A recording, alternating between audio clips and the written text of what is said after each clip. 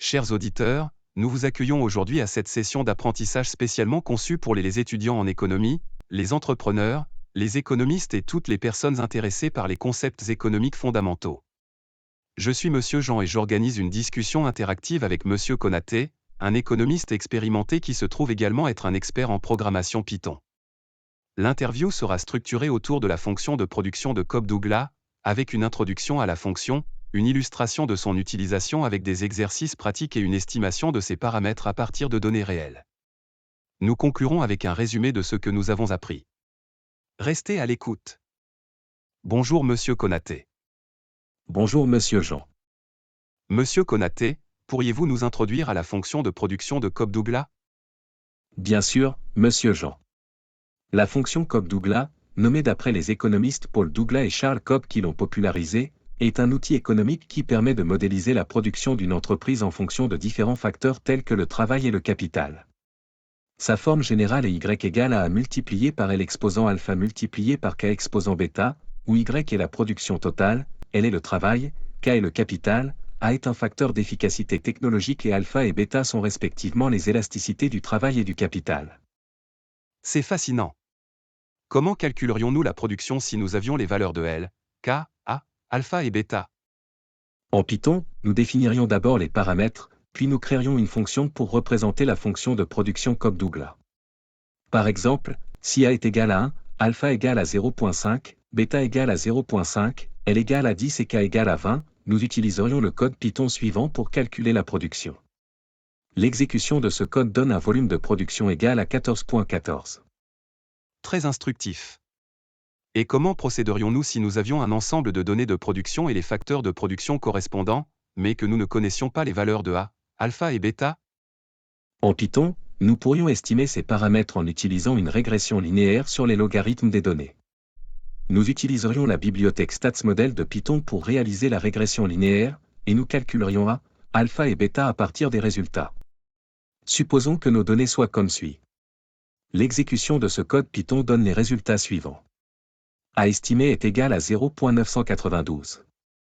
Alpha estimé est égal à 0.503. Bêta estimé est égal à 0.497. Merci beaucoup Monsieur Konaté pour cette explication claire.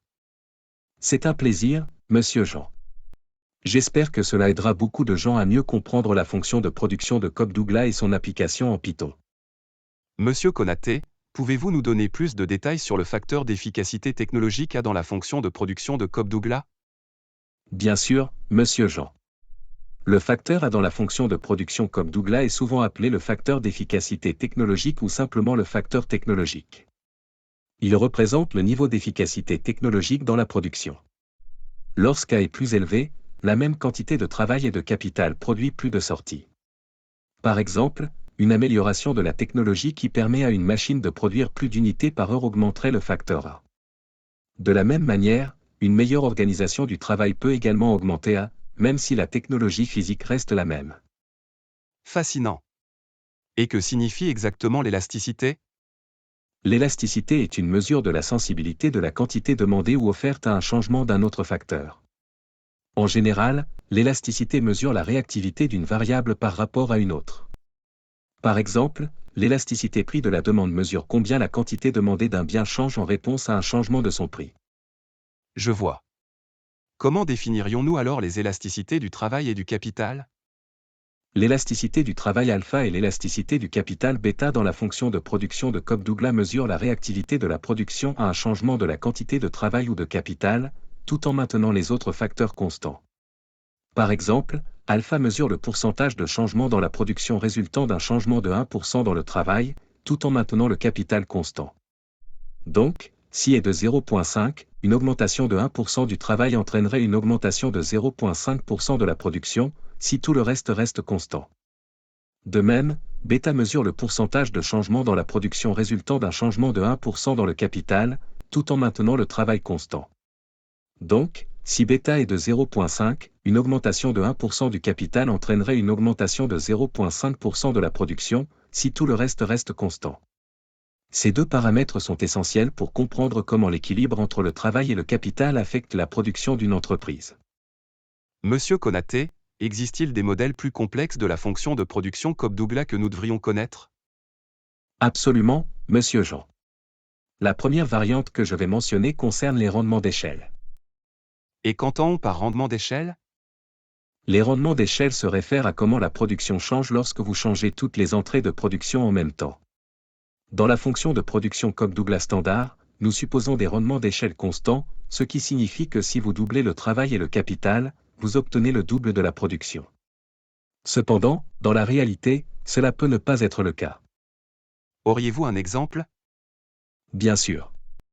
Prenons l'exemple d'une petite pâtisserie. Si elle double la quantité de travail et de capital, elle pourrait ne pas réussir à doubler sa production à cause de problèmes de coordination ou de congestion. Donc comment modéliserions-nous cela? Le deuxième modèle plus complexe introduit l'idée que toutes les formes de travail ou de capital ne sont pas interchangeables. Par exemple, un ouvrier non qualifié et un ingénieur n'apportent pas la même contribution à la production. Comment pourrions-nous alors différencier ces contributions? Nous pourrions introduire deux termes séparés pour le travail non qualifié, L1, et le travail qualifié, L2, chacun avec sa propre élasticité. Fascinant. Et d'autres variantes? La troisième variante concerne le progrès technologique endogène. Dans la version standard de Cobb-Douglas, nous considérons le facteur d'efficacité technologique A comme une donnée externe. Cependant, dans la réalité, les entreprises peuvent affecter leur efficacité technologique par leurs propres actions, comme investir dans la recherche et le développement. Comment intégrerions-nous cela dans le modèle? Nous pourrions modéliser le progrès technologique en le rendant proportionnel à la quantité de travail. Ainsi, plus l'entreprise emploie de travailleurs, plus elle est susceptible de développer de nouvelles technologies. Monsieur Konaté, seriez-vous en mesure de nous fournir une analyse détaillée de chaque modèle que nous avons exploré? Nous aimerions comprendre plus précisément leur pertinence et leur application dans différents contextes économiques. Modèle à rendement d'échelle variable. Dans cet exemple, nous avons modélisé une situation où une entreprise pourrait avoir des rendements d'échelle décroissants. Cela signifie que si l'entreprise double son travail et son capital, elle ne doublera pas nécessairement sa production. Notez que nous avons choisi une valeur d'alpha inférieure à 0,5 pour illustrer cela. Modèle avec plusieurs types de travail ou de capital. Ici, nous avons introduit deux types distincts de travail, non qualifié, L1, et qualifié, L2. Chaque type de travail a son propre facteur d'élasticité, reflétant l'idée que tous les types de travail ne contribuent pas de manière égale à la production. Dans cet exemple, le travail qualifié, L2, a une plus grande contribution à la production que le travail non qualifié, L1, comme indiqué par leurs coefficients alpha respectifs. Modèle avec progrès technologique endogène.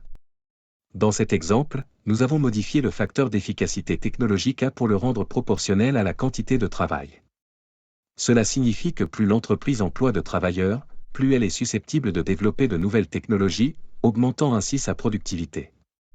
Le paramètre R représente le niveau d'investissement de l'entreprise en recherche et développement. Ces modèles plus sophistiqués peuvent nous aider à mieux comprendre la réalité de la production économique dans différents contextes. Très intéressant, Monsieur Konaté. Ces variantes nous donnent une vision plus précise de la réalité économique. Merci. C'est un plaisir, Monsieur Jean. L'économie est une science complexe, et ces modèles nous aident à mieux la comprendre. C'est avec plaisir que nous avons exploré aujourd'hui la fonction de production Cobb-Douglas, un outil fondamental en économie qui nous aide à comprendre comment les facteurs de production, tels que le travail et le capital, contribuent à la production totale. Nous avons examiné la forme standard de la fonction, qui est simple mais puissante, et permet de comprendre des concepts clés tels que les rendements d'échelle constants et les élasticités de production. Nous avons illustré son utilisation avec Python, un outil précieux pour les économistes modernes. Cependant, la réalité économique est souvent plus complexe, et nous avons donc également discuté de plusieurs variantes de la fonction Cobb-Douglas. Ces modèles prennent en compte les rendements d'échelle variables, la différenciation entre différents types de travail ou de capital, et le progrès technologique endogène. Chacun de ces modèles a été illustré par un code Python spécifique, permettant une compréhension pratique de leur fonctionnement et de leur application. Il est important de se rappeler que tous ces modèles sont des simplifications de la réalité. Ils sont des outils précieux pour notre compréhension de l'économie, mais ils ont aussi leurs limites. L'art de l'économie consiste à choisir le bon modèle pour la bonne situation. En conclusion, la fonction de production Cobb-Douglas est un élément essentiel de la boîte à outils de l'économiste. Que vous soyez un économiste professionnel, un étudiant ou simplement quelqu'un qui s'intéresse à la manière dont notre monde économique fonctionne, j'espère que cette discussion vous a aidé à mieux comprendre la valeur et l'utilité de cette fonction importante. Merci d'avoir assisté à notre session d'apprentissage sur la fonction de production de Cobb-Douglas avec Python. Continuez à apprendre et à explorer, et n'oubliez pas que la compréhension de ces concepts économiques fondamentaux peut ouvrir de nombreuses portes. Restez à l'écoute pour plus de discussions intéressantes sur l'économie et l'analyse de données avec Python. À la prochaine!